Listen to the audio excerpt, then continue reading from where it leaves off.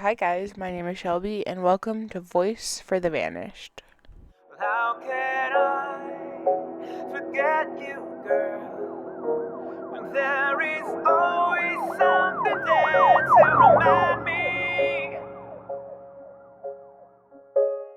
So I came across this case and I looked into it as I look into any case just to find the details and things for my video. But then I saw the state that it's in and I did a double take because if you guys didn't see my video from a couple days ago, I did 10 people who went missing this month in Kansas.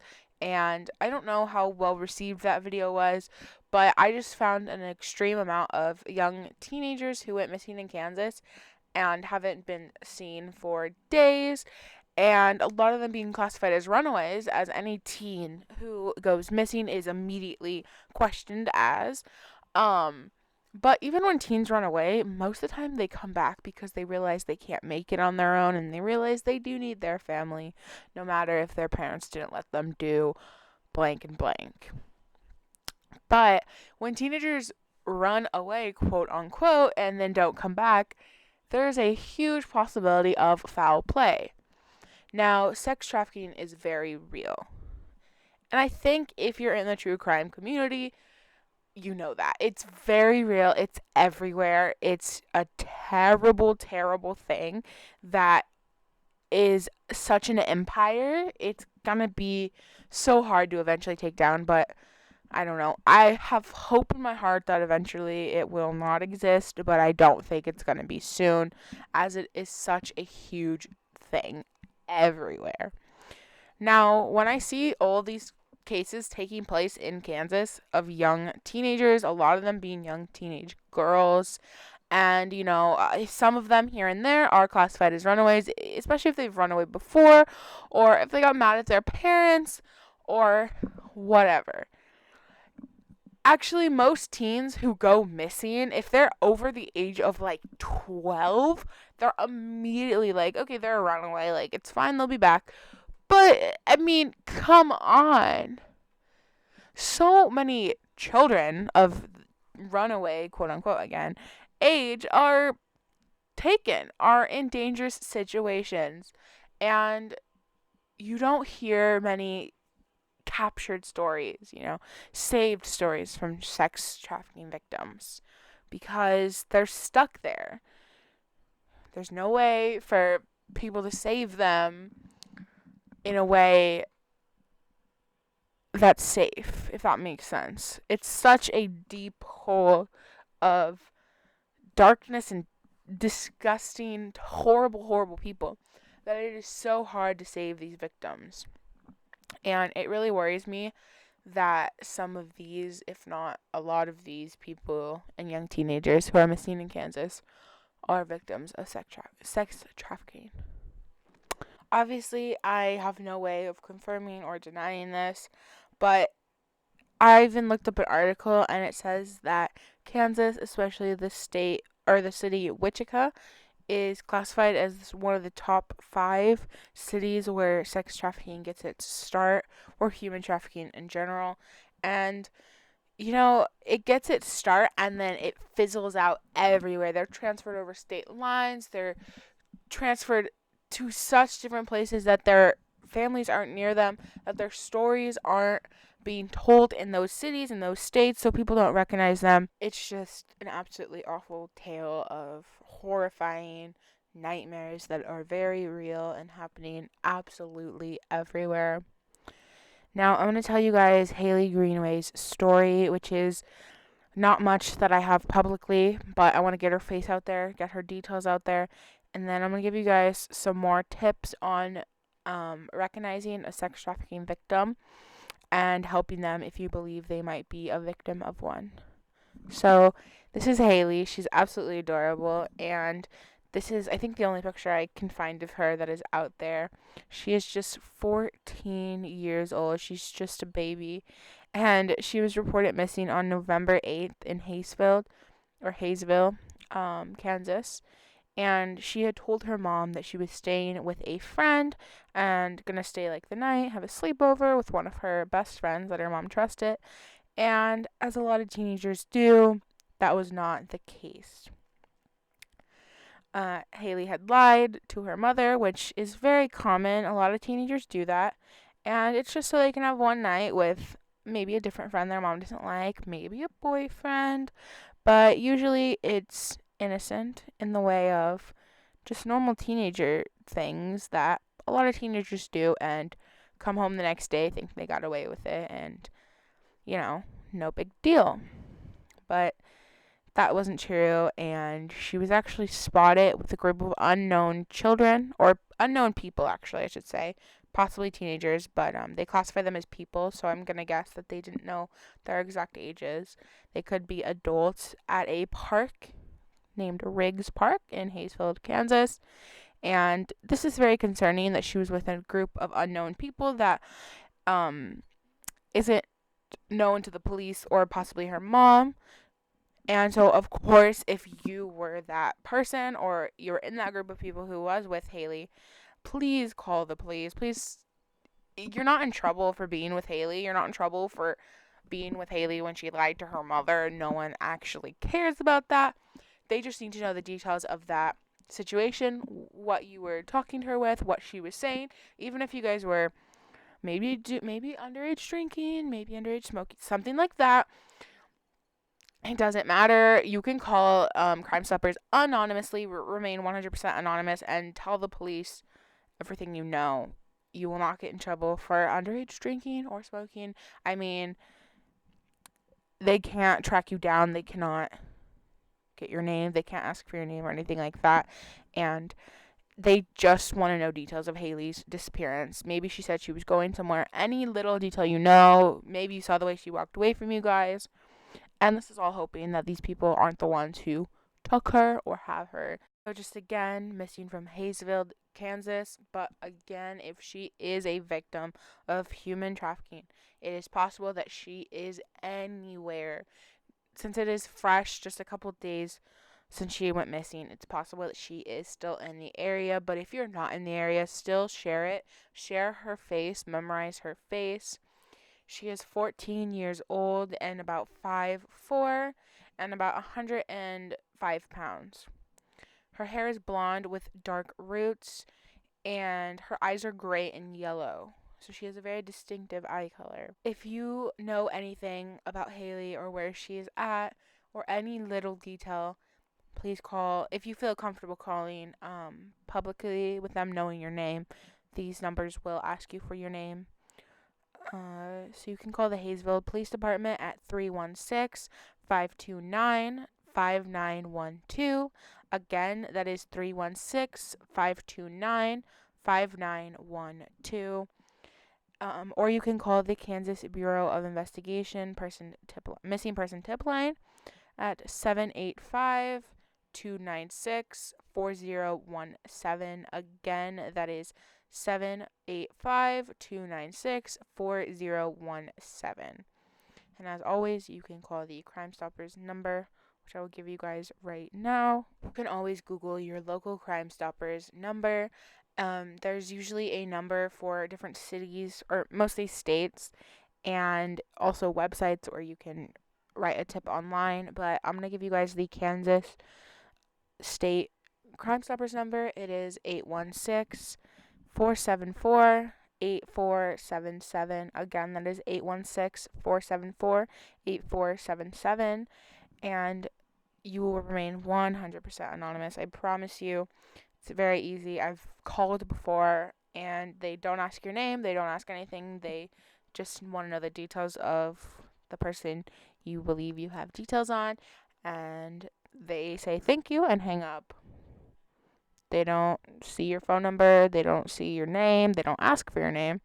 But if you feel comfortable and you don't have a problem with helping them, please just call the police department. It will immediately go to an investigator working on the case.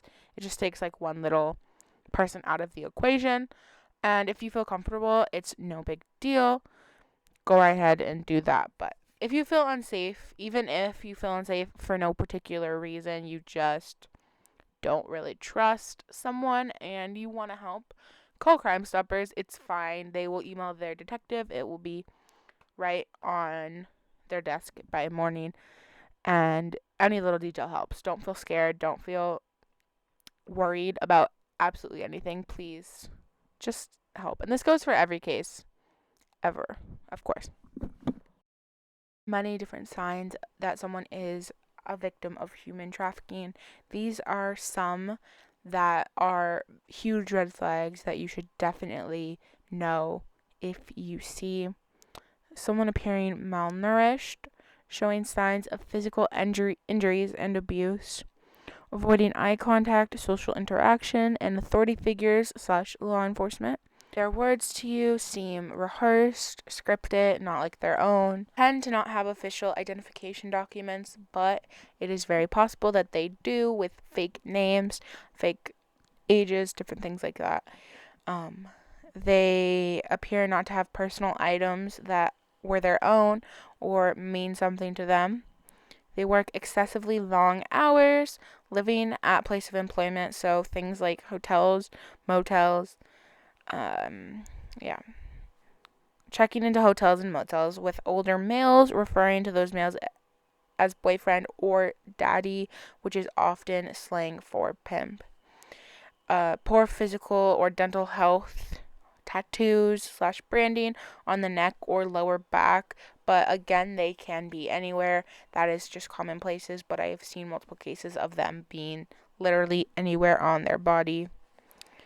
Untreated sexually transmitted diseases, small children serving in a family restaurant, security measures that appear to keep people inside an establishment, barbed wire inside a fence, bars covering the windows, not allowing people to go in public alone or speak for themselves, an unaccompanied minor at night, a person appearing fearful, anxious, depressed, submissive, tense, paranoid, a person monitoring or restricting others' movement and communication, a person being supplied with drugs to ensure compliance, a person being coerced or coached by another, signs of malnourishment, injuries from beating, signs of torture, like cigarette burns or bruises, wearing minimal clothing, multiple young people existing in a vehicle at one time, displaying above indicators that I have just said. This is again just from online forums talking about tips for human trafficking. Also, chronic runaway or homeless youth. They often might have goods or services that they cannot afford or seem like they cannot afford. Having excessive amounts of cash, carrying multiple hotel keys, signs of branding again. Also, signs of branding could be jewelry or different items that you see every teenager have in a group. Lying about age when you can tell that they are lying. Lack of knowledge about where they are and why they are there. And typically, you will see them with someone at all times who seems very controlling, and the person might be scared of them, or they might be all up on them, seeming perfectly fine. But if you just sense something is wrong, please look for absolutely any of these signs, as well as so many more. You can Google them, and a lot of these ones that I've mentioned will pop up immediately, but there are a couple more that you can find everywhere. That's just a huge list of about 3 websites that I took off of. But there are some more tips for parents on how to keep your children safe from these situations, as well as doctors noticing that their patient is a victim, or yourself from becoming a victim. And I'm going to actually give you guys to the tips for parents. This is a flyer from Tips for Parents to Protect Kids from the SWFL Regional Human Trafficking Coalition. And I'm just going to read that for you word for word, so it's all their information. And I just believe that this needs to be said. The first tip is tell your children that access to their bodies is their right and no one else's. Teach children that it is okay to say no to adults or peers if they feel uncomfortable. Many traffickers are members of the victim's family. Reinforce that they should always tell someone if they are made to feel uncomfortable despite what the person might say. Now, this is very difficult to know what age to do this, as so many children are sadly abused at such a young age where even if you did explain this to a child, they would not understand it. And I can completely see how that is such a difficult situation. There are ways to explain stuff to smaller children in a way that is easier for them to understand, but still it's just absolutely terrifying that you even have to explain that to a small child. I know it's disgusting. It shouldn't be you shouldn't have to explain that to a child at all ever, but sadly, you do. And also just being aware of the humans around you and the people in your family's life um could help. But yeah, I kind of went off book there. Sorry. But yeah. So the next tip they say is be very involved in your child's life, including their social life. Enforce rules and limitations. Check up on your child's social media and their friends. Know what apps are potentially dangerous. Limit their time online to a healthy amount. Let them know they can blame you for denying them permission to go with friends to an unsafe situation. Because ultimately, I think this is just a parent thing in general. Limiting your child's access to the internet, knowing what they're looking up, knowing what they're doing. Talk to your children. You can start this from such a young age, just talking to your children, making them comfortable talking to you about what they're into and what they like. And if you know that they're watching some YouTuber online that, makes gaming videos, and maybe they cuss a little bit, but if you're comfortable with your child and you talk to your child, they'll tell you that. They'll tell you, hey, I like this YouTuber. He cusses a little bit, but like I know I'm not supposed to cuss. Something like that. And that's obviously a smaller detail, but if you're comfortable talking to your child, they will tell you things, and that's just something that you need to do as a parent to make sure your child is comfortable with you and feels safe talking to you about anything. And it just makes everything easier, and it stems from something so small. The next tip they have conversations with your children about sex, respect, and what makes a healthy relationship. Today's youth face challenges that were not present in the past, including a culture that promotes sex at a young age, a carefree attitude about multiple partners, and easy accessibility to porn, which creates unrealistic expectations and is addictive in nature. This is a huge deal, and I think, again, it is something that a lot of parents just get frustrated with. But again, if you talk to your child, it will make it much easier. Again, access to porn is so easy these days, and it makes children, I guess, have an unexpected idea of what sex is, and makes it seem not real and very aggressive. And just talking to your child about that, although awkward, although your child might be uncomfortable, tell them that it is needed to know that that is not real, that that is fake, and just to be safe and to know what situation they're in, and to be kind of others who they are interacting with in a sexual manner. So to respect themselves and to respect others if they are in a sexual situation. An age of, I don't know the word, that it is appropriate to be in a sexual situation, I guess. The next tip they have is be aware if your child's personality or behavior change. This is a huge tip for so many abuse and things. This is, oh. Seek advice. Seek advice from school about personnel or others who have had contact with your child. Talk to your child about their concerns. If your child won't talk to you, he or they may have talked to a teacher or a trusted family member. Do not hesitate to seek counseling or outside help if necessary. Don't feel embarrassed to get help with your child. Your child most likely is going to feel less comfortable talking to you than maybe an aunt or an uncle or a teacher or a counselor that they really trust, or their friends. And I know that's difficult because you maybe don't want to ask for help. You don't want to admit that you need help. But if it means keeping your child safe, ask everyone in the world. Children are precious. Children are babies. And the fact that I even have to explain this is heartbreaking. I know. But it needs to be said because it happens. If you want more information or you know someone who might be a victim, please call the national hotline at 1-888-373-7888. 888. Again, that is 1-888-373-7888. You can Google that and it will pop up right away. There's also a text number you can reach out to. You can text 233-733. Text help or info to that number and they will get back to you. It's 24 hours, 7 days a week. They have English, Spanish, and 200 more languages to help accompany you no matter what you speak.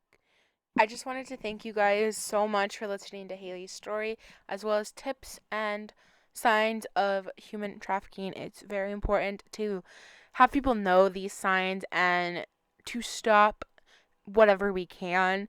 Eventually, hopefully, we can bring down human trafficking altogether. It's going to be a process of the whole world helping out, but I believe one day it hopefully can happen. I pray it with everything in me, at least. And as I always ask you guys, I don't care who you believe in or what you don't believe in.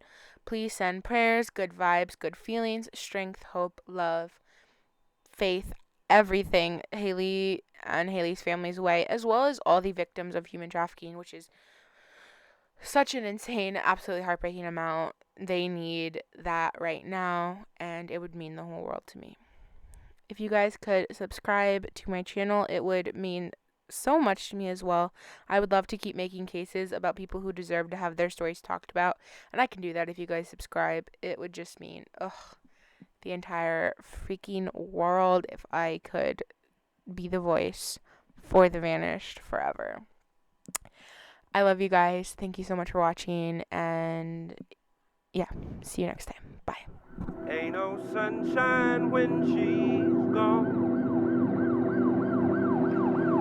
It's not warm when she's away. Ain't no sunshine when she's gone.